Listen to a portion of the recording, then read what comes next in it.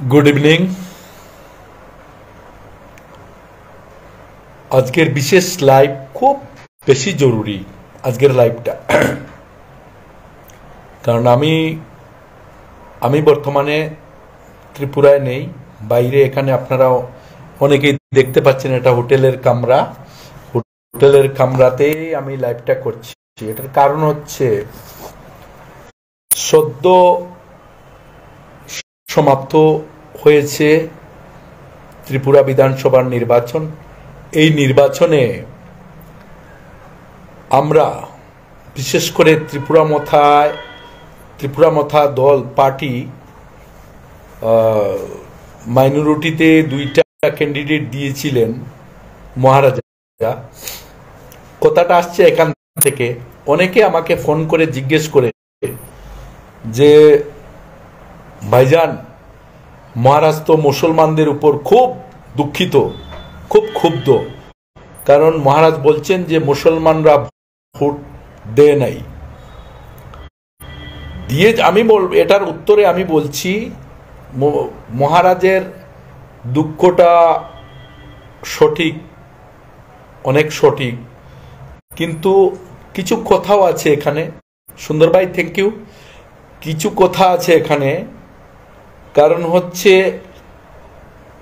সমতলে জেনারেল সিটের মধ্যে মাত্র 10 দিন কাজ হয়েছে, বিশেষ করে টিকিট দেওয়ার পর থেকে। যেমন বিশালগড় বলুন, যেমন বক্সনগরে আরও কিছু আগে থেকে কাজ হয়েছে 2-3 মাস বা 2 মাস আগে থেকে।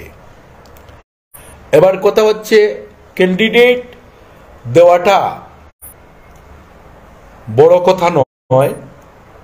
ক্যান্ডিডেটকে এলাকার মানুষ, যে বিধানসভা এলাকার মানুষ, সেই মানুষের মনোপুত হয়েছে কি না, ক্যান্ডিডেটকে মানুষ মেনে নিয়েছে কি না, এই ক্যান্ডিডেটকে মানুষ মানে কি না, সেটা কিন্তু যাচাই করা উচিত।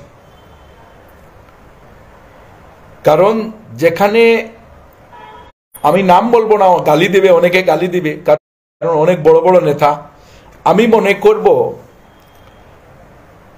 মুসলিমরা ত্রিপুরা মথার সিম্বলে আনারসে যে পরিমাণ ভোট দিয়েছে, এই 10 দিনের কাজে, 10 দিনের মধ্যে খুব বেশি হলে ক্যান্ডিডেট 1 দিন গিয়েছে, 2 দিন গিয়েছে, ডোর টু ডোর করেছে, এত বেশি কিছু করে নাই, উঠান সভাও করে নাই, পথসভাও করে নাই।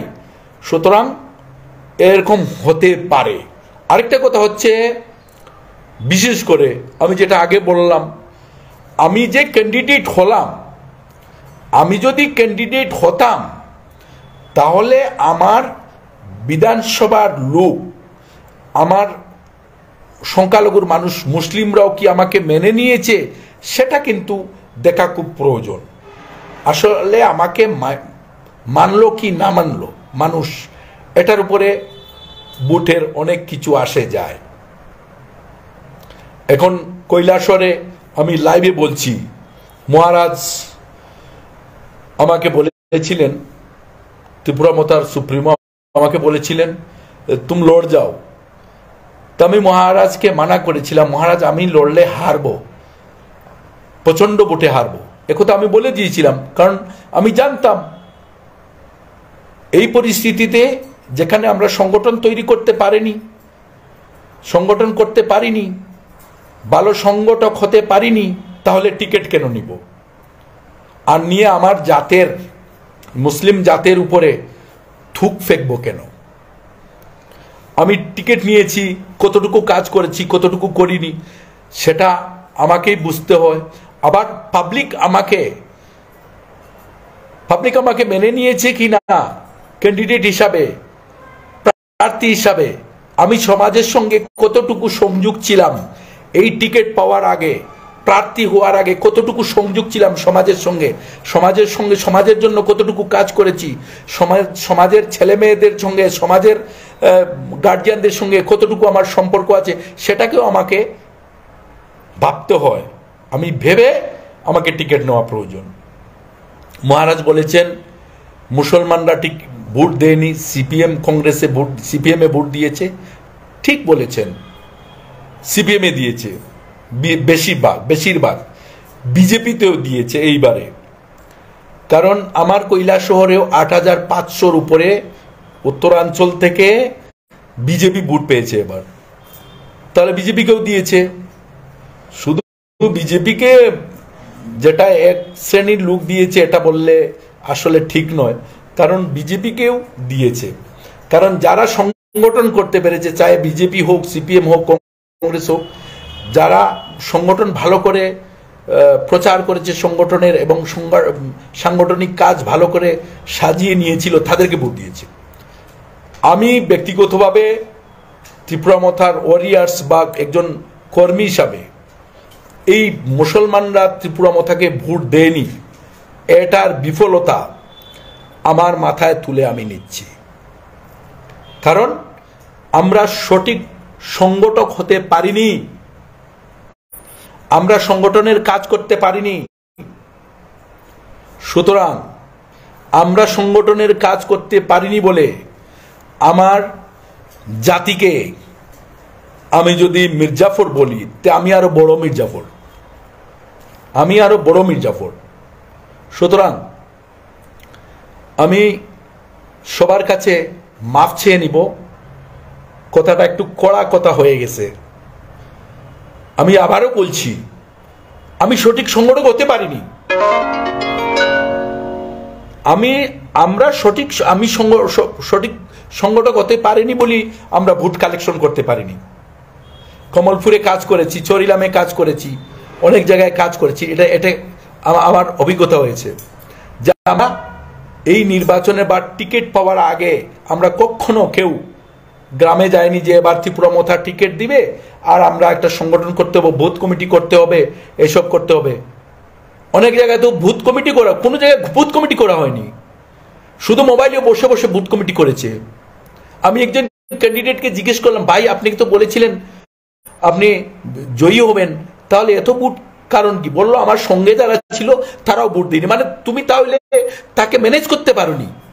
সুতরাং আমার জাতের অপরাধ নয়, মুসলিম জাতির অপরাধ নয়, যারা লিডার ছিল, যারা ক্যান্ডিডেট ছিল তারা অপরাধী।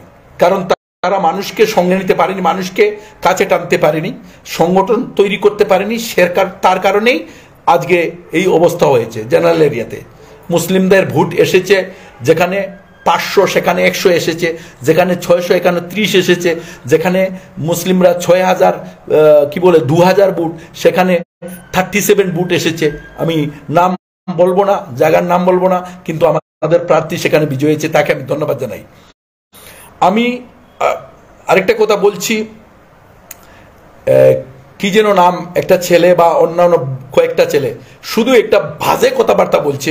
আমি সবাইকে আমি অনুরোধ করে বলছি, নিজের দোষটা নিজে এটাকে রিসার্চ করো। কি করলে তোমার কি হতো, কি করলে তুমি ভোট পেতে, কি করলে তোমার প্রার্থী বিজয়ী হতো। আন্দাজে তো কেউ ভোট দিবে না। ভোটের আগে মানুষের সঙ্গে সংযোগ রাখতে হয়, মানুষের সঙ্গে ভালোবাসার যে একটা সম্পর্ক সেটা তৈরি করতে হয়। আমার দলের সমস্ত কিছু মানুষকে বলতে হয়। আমরা দলের সরকারে আসলে আমরা কি করব মানুষের জন্য, সে কিছু বলতে লাগে, সব কিছু বলতে লাগে। সুতরাং আমার লাইভ অনেক দেরি হয়ে গেছে, যারা দেখছেন সবাইকে ধন্যবাদ। রহিম ভাই দেখছে, আব্দুল হান্নান, আব্দুল রকিব, সুন্দর ভাই দেখছে, আরো অনেকে দেখছেন। সবাইকে যারা যারা দেখছে সবাইকে আমি ধন্যবাদ জানাই। আপনারা বেশি করে শেয়ার করবেন। অ্যাকচুয়ালি আমরা যে মাইনরিটি এরিয়াতে আমরা বিফল হয়েছি, তা নিয়ে এই বিফলতা মাইনরিটিদের বিফলতা নয়, এটা আমরা যারা কাজ করেছিলাম, আমরা যারা ত্রিপুরা মথার জন্য কাজ করেছিলাম, ত্রিপুরা মথাকে ভালোবেসে ত্রিপুরা মথার জন্য দিনরাত কেটেছি, এটা আমাদের অপরাধ, মাইনরিটিদের অপরাধ নয়, এটা আমার জাতের অপরাধ নয়। এটা আমি ব্যক্তিগতভাবে আমি আফতাব আলী, আমার অপরাধ। আরও যারা এরকম করে কাজ করেছে, আমরা সঠিক মতো কাজ করতে পারিনি, সঠিক মতো মানুষের কাছে আমাদের বার্তা পৌঁছে দিতে পারিনি, সঠিক মতো আমরা মানুষকে আমাদের কাছে টানতে পারিনি, সেই কারণে আমরা এরকম ভোট পাইনি, মার্জিনেবল ভোট পাইনি। সুতরাং এটার দোষী আমরা, আমার জাত দোষী নয়। সুতরাং থ্যাংক ইউ সবাইকে, বেশি বেশি করে শেয়ার করে এই কথাটা সবাইকে ইয়ে করবেন। আর যদি কেউ মনে করে যে আমরা আসলে কাজ করেছি কিন্তু সঠিক মতো কাজ করতে পারিনি, ঠিক মতো কাজ করতে পারিনি, ঠিক মতো মানুষের কাছে পৌঁছতে পারিনি, ঠিক মতো 10 দিনের মতো কাজ সময় পেয়েছি, মাত্র একদিন মানুষের কাছে গিয়েছি, এর চেয়ে বেশি কাজ করতে পারিনি, এর জন্য দোষী আমার জাতি নয়, দোষী আমি, আমার মতো আরো যারা ছিল এরা দোষী। ধন্যবাদ সবাইকে। এর জন্য বলছি আমার জাতি দোষী নয়, আমি দোষী। থ্যাংক ইউ, ধন্যবাদ। আমার কথায় যদি কেউ কারো খারাপ লেগে থাকে আমার কথাগুলো, তাহলে আমাকে অবশ্য ক্ষমা করে দিবেন, কারণ অনেক আবেগপূর্ণ কথা, এই কথাটা না বললেই হতো না। এমনিতেই আমি ক্যান্ডিডেট হয়ে দাঁড়িয়ে আছি, হঠাৎ করে টিকিট পেয়ে গেছি 12টায়, কি বলে 2 তারিখে টিকিট, আমি এরিয়াতে গেলাম, আমি টিকিট পেয়ে গেছি ত্রিপুরা মাথা থেকে, আমাকে ভোট দিন। সংগঠন নাই, তোমাকে এমনিতে ভোট দিবে। 2 মাস 6 মাস আগে থেকে কাজ করতে মানুষ 1 বছর 2 বছর 15 বছর ধরে কাজ করে জিততে পারেনি, হঠাৎ করে এমএলএ হয়ে যাবেন। কার দোষ ওটা? ওটা আমার জাতির দোষ নয়। মুসলমান পাতলা সিংলার মতো যেদিকে ভালোবাসা পায় সেদিকে এরকম নুইয়ে থাকে, যার সঙ্গে ভালোবাসা পায় তার সঙ্গে এরকম নুইয়ে থাকে।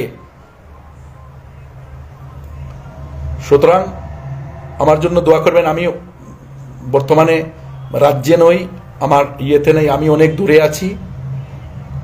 হয়তো কিছুদিন আমার ওইটা দাও তো, মেসটা দাও, আর ইয়েটা দাও, ওই মেসটা দাও। আমি সবার কাছে অনুরোধ করব, আমার কথায় যদি কারো খারাপ লেগে থাকে, আমার কথাটা যদি কারোর কাছে কড়वा হয়ে থাকে, लेकिन सच बहुत कड़वा होता है। सच बात हजम करने के लिए, डाइजेस्ट करने के लिए आत्मा चाहिए, अपना जिगरा चाहिए। सच बात को हजम करने के लिए जिगरा चाहिए, झूठा बेईमानी फारेबी मकारी बात कह सकते हो, लेकिन उसको आपका मतलब ये पटवारी है सकता है। अपना जिगरा, सच बात कहने के लिए जिगरा चाहिए, और सच हजम करने के लिए भी जिगरा चाहिए। थैंक यू, धन्यवाद সবাইকে, যারা দেখছেন, রায়হান কাজী আরো যত দেখছেন সবাইকে বেশি বেশি করে শেয়ার করে আমার কথাটা ছড়িয়ে দিবেন, কারণ আমি একজনকে বিশ্বাস করি, কাউকে না।